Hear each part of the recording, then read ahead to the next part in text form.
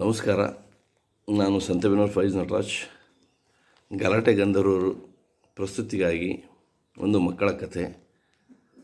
ನನ್ನ ಸ್ವರಚಿತ ಮಕ್ಕಳ ಕಥಾ ಸಂಕಲನ ಮಗಳಿಗೆ ಹೇಳಿದ ಕಥೆಗಳು ಆ ಕೃತಿಯಿಂದ ಒಂದು ಕಥೆಯನ್ನು ಓದಲಿಕ್ಕೆ ಇಷ್ಟಪಡ್ತೇನೆ. ಕಥೆಯ ಶೀರ್ಷಿಕೆ ಸಮುದ್ರಕ್ಕೂ ನದಿಗೂ ಮಾತುಕತೆ. ಜಗತ್ತಿನ ಸಮಸ್ತವನ್ನು ತನ್ನ ಬಗಲಲ್ಲಿ ಇಟ್ಟುಕೊಂಡ ನದಿಯೊಂದು ಯಾವ ಬಿಂಕವೂ ಇರದಂತೆ, ಯಾರ ಬಗೆಗಿನ ಮುನಿಸೂ ತೋರದಂತೆ ಥೇಟು ಸಂತನಂತೆ ಸಾಗುತ್ತಲೇ ಇತ್ತು. ಹಾಗೆ ಸಾಗುವಾಗ ಸಿಕ್ಕ ಎಲ್ಲವೂ ಅದು ತನ್ನದೇ ಎನ್ನುವಂತೆ ಒಯ್ಯುತ್ತಿತ್ತು ಅನ್ನುವುದಕ್ಕಿಂತ ಆ ನದಿಯ ಶಾಂತತೆ, ಮುಗ್ಧತೆ ನೋಡಿ ಆ ಕಡೆಯ ದಡ, ಈ ಕಡೆಯ ದಡಗಳಲ್ಲಿ ಇದ್ದ ಅದು ಇದು ಎಲ್ಲವೂ ನದಿಯ ನೀರಿನ ಜೊತೆ ಪಯಣ ಮಾಡುತ್ತಿದ್ದವು. ನಾವು ಮನುಷ್ಯರು ಬಿಸಾಕಿದ ಅನಿಷ್ಟ, ಬಿಟ್ಟ ಕೊಳೆ ನೀರು, ಚೆಲ್ಲಿದ ಪ್ಲಾಸ್ಟಿಕ್ಕು, ಸದ್ದಿಲ್ಲದೆ ಬಂದು ಸೇರುತ್ತಿರುವ ಕೊಳಚೆ ನೀರು, ಕಾರ್ಖಾನೆಯ ತ್ಯಾಜ್ಯ ಎಲ್ಲವೂ ನಮ್ಮ ಈ ನದಿಯ ಉದರದಲ್ಲಿ ಸೇರಿ ಎಲ್ಲಿಗೆ ಪಯಣ, ಯಾವುದೋ ದಾರಿ ಎಂಬಂತೆ ನೀರ ಚಲನೆ ಸದಾ ಚಾಲ್ತಿಯಲ್ಲಿತ್ತು. ನದಿಯ ಮೌನಗೀತೆ ಆಚೆ ಈಚೆಯ ದಡಗಳಿಗಷ್ಟೇ ಅರ್ಥವಾಗುತ್ತಿತ್ತು. ಯಾವ ಹಂಗಿಲ್ಲದೆ, ಯಾರ ಸಂಘವಿಲ್ಲದೆ ಸಿಗೋ ನಿಲುದಾಣ ಹುಡುಕುತ್ತಾ ಹೊರಟ ನದಿಗೆ ದಾರಿ ತುಂಬ ತಿರುವುಗಳೇ. ಬೆಟ್ಟವೋ, ಗುಡ್ಡವೋ, ಕೊರಕಲೋ, ಕಣಿವೆಯೋ, ಪ್ರಪಾತವೋ, ಸಮಜಾಗವೋ ಎಲ್ಲವನ್ನೂ ಸವೆಸಿ ಸಾಗಿ ನದಿಯ ಕಾಲುಗಳೆಲ್ಲ ಬಟ್ಟೆ ಸೋಪಿನಂತೆ ಸವೆದು ಹೋಗಿದೆಯೇನೋ ಅಂತ ಅನ್ನಿಸುತ್ತಿತ್ತು. ಗುರಿಯೆಲ್ಲೋ ನಿಲ್ಲುವುದೆಲ್ಲೋ ಅನ್ನುವ ಕಣ್ಣ ಕಾತರದಲ್ಲಿ ನದಿಯ ಓಟ ಸಾಗಿರುವಾಗಲೇ ಅದೋ ದೂರದಲ್ಲಿ ಕಾಣುತ್ತಿತ್ತು ಅದರ ತಾಣ, ಸಮುದ್ರ ಸಂಸ್ಥಾನ. ಕಣ್ಣು ಹಾಯಿಸಿದಷ್ಟು ದೂರದಲ್ಲಿ ಭೂಭಾಗವೆಲ್ಲ ನೀರ ಅಥವಾ ಆಕಾಶವೇ ತಲೆ ಕೆಳಗಾಗಿ ನೆಲ ಜೊತೆ ಮಾತನಾಡುತ್ತಾ ಮಲಗಿದೆಯೇನೋ ಅನ್ನುವಂತೆ ಎತ್ತ ನೋಡಿದರತ್ತ ನೀರೋ ನೀರು. ಹೌದು, ಸಮುದ್ರ ಅನತಿ ದೂರದಲ್ಲಿ ಕಾಣುತ್ತಿದೆ. ಅದರೊಳಗೆ ಹೋಗಿ ಬಿದ್ದರೆ ಸಾಕು ಎಂದು ನದಿ ಅಮ್ಮನ ಕಂಡ ಕಂದನಂತೆ ಓಡೋಡಿ ಧಾವಿಸುತ್ತಿತ್ತು. ಇನ್ನೇನು ಕೆಲವೇ ಅಡಿ ದೂರದಲ್ಲಿ ಸಾಗರ ಸಂಗಮ ಆಗಬೇಕು ಅನ್ನುವಷ್ಟರಲ್ಲಿ ಅಷ್ಟು ದೂರ ಇದ್ದ ಸಮುದ್ರ ಅದ್ಯಾಕೋ ಕೆರಳಿ ನಮ್ಮ ನದಿಯ ಎದುರು ಸೊಂಟದ ಮೇಲೆ ಕೈ ಇಟ್ಟು ಅಡ್ಡಲಾಗಿ ನಿಂತೇ ಬಿಟ್ಟಿತು. ನದಿಗೆ ಒಮ್ಮೆಲೆ ಓಡುವ ಸೈಕಲ್ ಗಕ್ಕನೆ ಬ್ರೇಕ್ ಹಾಕಿ ನಿಲ್ಲಿಸಿದಂತಾಯಿತು. ಸಾವಿರಾರು ಕಿಲೋಮೀಟರ್ ಉದ್ದದ ನೀರು ಒಂದು ಕ್ಷಣ ಅಲ್ಲಾಡಿಬಿಟ್ಟಿತು. ನದಿಗೆ ಮುದ್ದೆಗುಕ್ಕು ಗಂಟಲಲ್ಲಿ ಸಿಕ್ಕಿ ಹಾಕಿಕೊಂಡಂತಾಗಿ ಒಂದರಗಳಿಗೆ ಸುಧಾರಿಸಿಕೊಂಡು ಸಾಗರವನ್ನೇ ದಿಟ್ಟಿಸುತ್ತಾ ಮೆಲ್ಲಗೆ, ಯಾಕೆ ದೊರೆ ಅಡ್ಡ ಅದೆ, ಸರಿ ದಾರಿ ಬಿಡು, ಒಳಗೆ ಬರ್ತೀನಿ, ಆಯಾಸ ಆಗಿದೆ ಅಂತು. ಸಾಧ್ಯವಿಲ್ಲ, ನಾ ಒಳಗೆ ಬಿಟ್ಕೊಳ್ಳಲ್ಲ ಅಂತ ಸೆಟೆದು ಹೇಳಿತು ಸಮುದ್ರ. ಅಯ್ಯೋ ಶಿವನೇ, ಆಡೋ ಕೋಳಿ ಕಾಲು ಮುರಿದಂಗಾಗುತ್ತಲ್ಲ ಮಾರಾಯ, ಯಾಕೆ ಏನಾಯಿತು? ಮೊದಲು ಒಳಗೆ ಬರ್ತೀನಪ್ಪ ರಾಜ್ಕುಮಾರ, ಕುಂತು ಅದೇನು ಮಾತಾಡೋಣ. ನದಿ ಅವಸರಿಸುತ್ತಿತ್ತು. ಸರಿಯೋ ಮಾತೇ ಇಲ್ಲ, ನೀ ಒಳಕ್ಕೆ ಯಾಕೆ ಬರ್ತೀ? ಬರಬೇಡ, ಬಂದು ದಾರಿ ಹಿಡಿದು ವಾಪಸ್ ಹೋಗು ಅಂತು ಸಮುದ್ರ. ಯಾಕೆ ಬರ್ತೀಯ ಅಂದರೆ, ಕತ್ಲಾದರೆ ಹಕ್ಕಿ ಗೂಡು ಸೇರ್ತದೆ, ಮಕ್ಕಳು ಮನೆಗೆ ಬರ್ತವೆ, ಮಳೆ ನೆಲ ಸೇರುತ್ತೆ. ಹಾಗೆ ನಾನಿನ್ನ ಒಳ ಸೇರೋದು ಹೊಸದ ಅಂತು ನದಿ. ಅದೆಲ್ಲ ಆಗಿನ ಕಾಲಕ್ಕೆ ಮಾತು, ಇನ್ನು ಮುಂದೆ ಹಂಗಾಗಲ್ಲ. ನೀನು ನಿನ್ನ ದಾರಿ ಬೇರೆ ನೋಡ್ಕ್ಯ ಅಂದಾಗ ನದಿಯ ನೀರೆಲ್ಲ ಚೆಲ್ಲುತ್ತೇನೋ ಅನ್ನಂಗೆ ತುಳುಕಾಡಿವು. ನದಿಗೆ ಅಚ್ಚರಿಯಾಗಿ, ಅಯ್ಯೋ, ನಾ ಯಾವ ದಾರಿ ನೋಡ್ಕೊಳ್ಳೋ ಮಾರಾಯ? ನಾ ಮಾಡಿದ ಅಪರಾಧವಾದರೂ ಏನು ಹೇಳು, ಹಾಳಾಗಿ ಹೋಗ್ಲತ್ತ ಕೇಳ್ತೀನಿ. ನದಿಯ ಕಣ್ಣಲ್ಲಿ ನೀರು ತುಂಬಿ ಬಂದಿತ್ತು.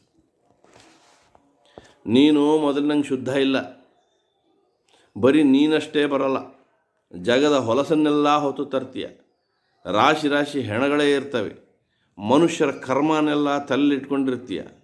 ಅಸಹ್ಯವಾದ ಪ್ಲಾಸ್ಟಿಕ್ಕು ಕೊಳೆ, ಇಲ್ಲು ಸಲದ ಪಾಪನೆಲ್ಲ ತಂದು ನನ್ನ ಹೊಟ್ಟೆ ಒಳಗೆ ಹಾಕಿದೆ, ನಾ ಎಲ್ಲಿ ಹೋಗಿ ಸಾಯ್ಲಿ? ಸಮುದ್ರ ಮುಖ ಸಣ್ಣದಾಗಿ ಮಾಡಿ ಹೇಳಿತು. ಈಗ ನದಿ ನಿಜಕ್ಕೂ ದುಃಖ ತುಂಬಿ ಬಿಕ್ಕಿ ಬಿಕ್ಕಿ ಅಳಲಾರಂಭಿಸಿತು.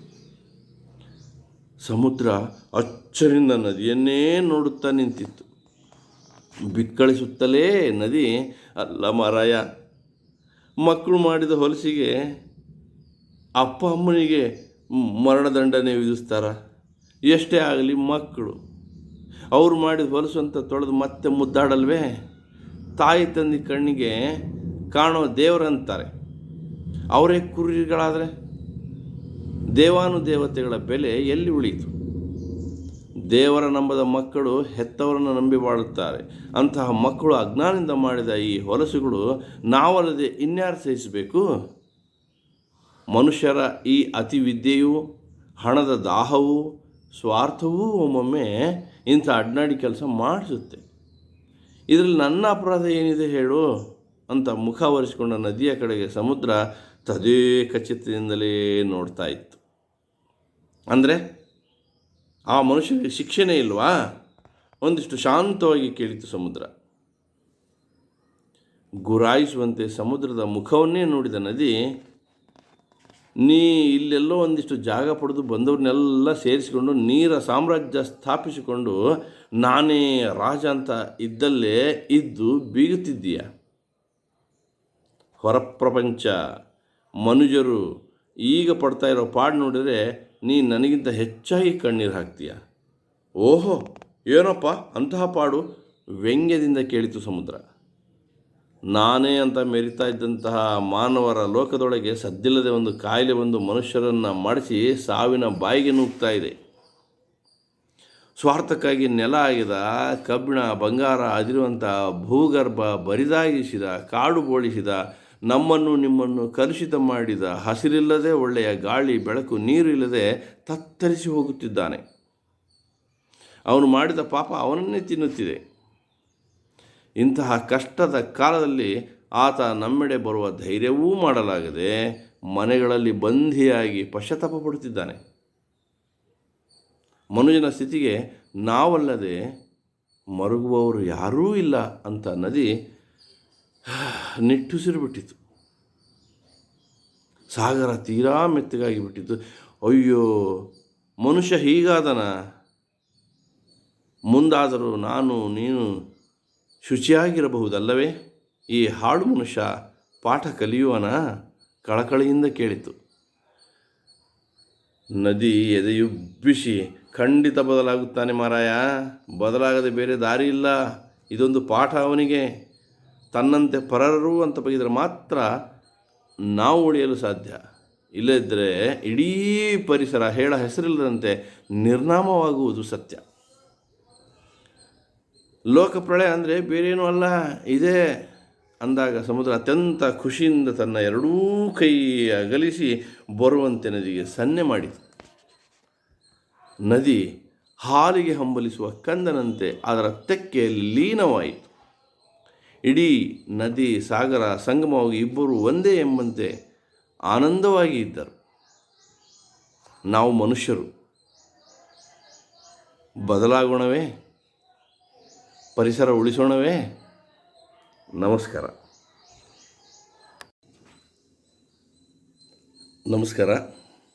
ನಾನು ಸಂತೆಬೆನ್ನೂರು ಫೈಜ್ ನಟರಾಜ್, ದಾವಣಗೆರೆ ಜಿಲ್ಲೆ ಚನ್ನಗಿರಿ ತಾಲೂಕು ಸಂತೆಬೆನ್ನೂರು. ಗಲಾಟೆ ಗಂಧರ್ವರು ಇವರಿಗಾಗಿ ಒಂದು ಮಕ್ಕಳ ಕಥೆಯನ್ನು ಓದ್ತಾ ಇದ್ದೇನೆ. ಕಥೆಯ ಶೀರ್ಷಿಕೆ ತುಳಸಿಯ ಎಚ್ಚರ. ಮಗಳದು ರಾತ್ರಿ ಊಟ ಆಗಿದ್ದೇ ತಡ. ಅಬ್ಬು, ಅವೋ ಕತೆ ಹೇಳು ಬಾ. ಅದೇ ಕತೆ ಹೇಳು. ಮಂಗಣ್ಣನ ಕತೆ, ಬಾಲಕ್ಕೆ ಮುಳ್ಳು ಚುಚ್ಚಿದ ಕಥೆಯೇ ಬೇಕು ಅಂತ ಒಂದೇ ಸಮನೆ ಹಠ. ವಾಕಿ ಟಾಕಿ ಅಂತೆ ಮಾತಾಡ್ತಾ ಎಳೆದುಕೊಂಡು ಮಲಗೋ ಕೊನೆಗೆ ಬರೋ ತನಕ ಬಿಡೋಲ್ಲ. ನಮ್ಮಜ್ಜಿ ನಜೀರ್ ಬಿ ನಾನು 4-5 ಕ್ಲಾಸ್ ಓದ್ತಿರ್ಬೇಕಾದ್ರೆ ಬಹಳ ಕತೆ ಹೇಳ್ತಿದ್ಲು. ಅವುಗಳಲ್ಲಿ ಇಲಿಯ ಕಥೆಯೂ ಒಂದು. ನಿಮಗೆಲ್ಲ ಹಳೆಯದು ಬಿಡಿ. ಅದೇ ಇಲಿ ಅತ್ತಿಂದಿತ್ತ ಇತ್ತಿಂದತ್ತ ಓಡಾಡ್ತಾ ಬಾಲಕ್ಕೆ ಮುಳ್ಳು ಚುಚ್ಚಿ ಅದನ್ನು ತೆಗೆಸಲು ಕತ್ರಿಯವನ ಹತ್ತಿರ ಹೋಗಿ ಬಾಲ ತುಂಡಾಗಿ ಅವನು ಕತ್ರಿ ಎತ್ಕೊಂಡು ಹೋಗಿ ಪಡಬಾರದ ಪಾಡು ಪಟ್ಟ ಕಥೆ ಅದು. ಅದನ್ನು ಮಗಳಿನ್ನು LKG ಸೇರೋ ಮುನ್ನ ಹೇಳಿದ್ದಕ್ಕೆ ಇಲಿ ನೋಡಿದರೆ ಸಣ್ಣದು. ಕತ್ರಿ, ಚೀಲ, ಕುರಿ, ಮದುವೆ ಹೆಣ್ಣು ಇವನ್ನೆಲ್ಲ ಹೆಂಗೆ ಎತ್ಕೊಂಡು ಹೋಗುತ್ತೆ, ಹೋಗಬ್ಬು ಅಂತ ತಂತ್ರ ಹೇಳಿ ನನ್ನ ಬಾಯಿ ಮುಚ್ಚಿದ್ಲು. ಕಥೆಯಲ್ಲಿ ಎಲ್ಲ ಓಕೆನಮ್ಮ ಅಂದರೆ ಏನು ಓಕೆ ನಿನ್ನ ತಲೆ ಅಂತ ದಬಾಯಿಸಿದ್ರಿಂದ ಇಲಿ ಬಿಟ್ಟು ಅದೇ ಕಥೆಗೆ ಕೋತಿನ ತಂದು ಕಾಪಿ ಪೇಸ್ಟ್ ಮಾಡಿದ ಮೇಲೆ ಸುಮ್ಮನಾಗಿದ್ಲು. ಈಗೀಗಂತೂ ಮೈ ತುಂಬ ಕಣ್ಣಾಗಿ ಎಚ್ಚರಿಕೆಯಿಂದ ಕತೆ ಹೇಳಬೇಕು. ಕಾಗಕ್ಕ ಗುಬ್ಬಕ್ಕನ ಕಥೆಯಂತೂ ಸುತರಾಮ್ ಒಪ್ಪಲ್ಲ. ಕಾಗೆ ಉಪ್ಪಿನ ಮನೆ ಕಟ್ಕೊಳ್ಳೋಕೆ ಸಾಧ್ಯವೇ? ಗುಬ್ಬಿ ಮೇಣದ ಮನೇನ ಅದೇಂಗೆ ಕಟ್ಕೊಳ್ಳುತ್ತೆ?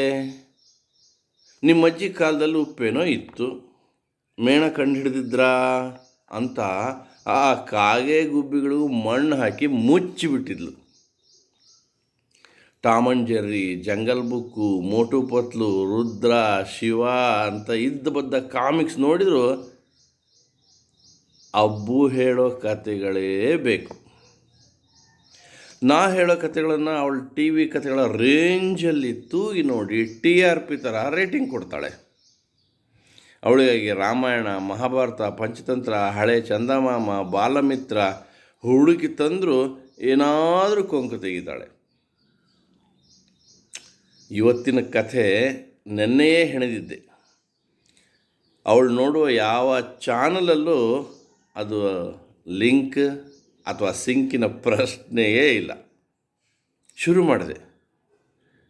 ಅವಳು ಬಾಯಿ ತೆಗೆದುಕೊಂಡು ಕೇಳಿಸ್ಕೊಳ್ತಾನೇ ಇದ್ಲು. ಅದೊಂದು ಊರು, ಅಲ್ಲೊಂದು ಬೀದಿ.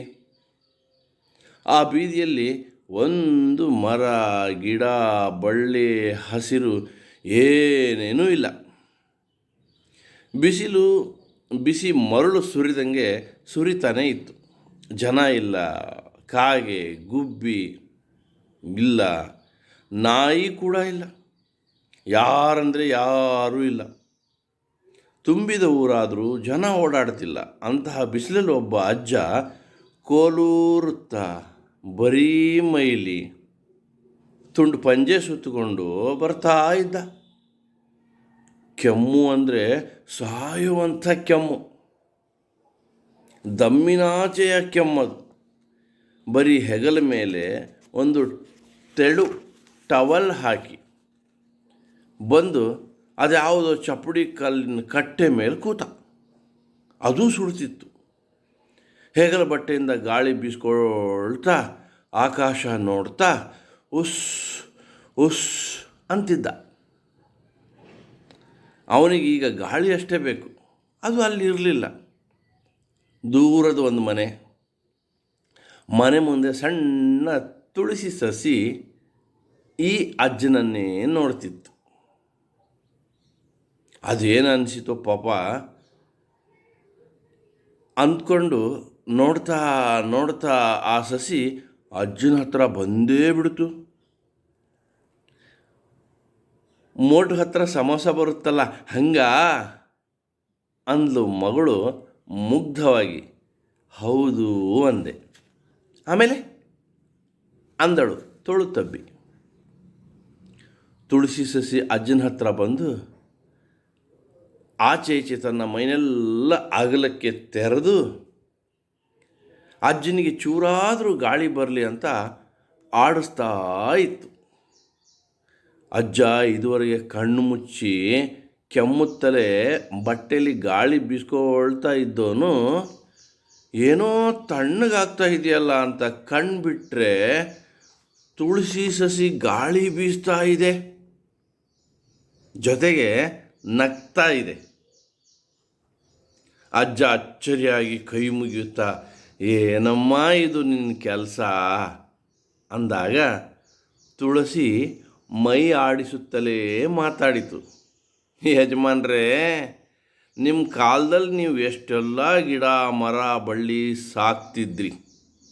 ಮನೆ ಮುಂದೆ, ಮನೆ ಹಿಂದೆ, ಹೊಲದಲ್ಲಿ, ಕಣದಲ್ಲಿ, ರಸ್ತೆ ಎಡಬಲದಲ್ಲಿ, ಜಾಗ ಸಿಕ್ಕ ಕಡೆಯೆಲ್ಲ ಮರ ಗಿಡ ಬೆಳೆಸಿ ಪರಿಸರ ಕಾಪಾಡ್ತಾ ಇದ್ರಿ ಅಲ್ವಾ?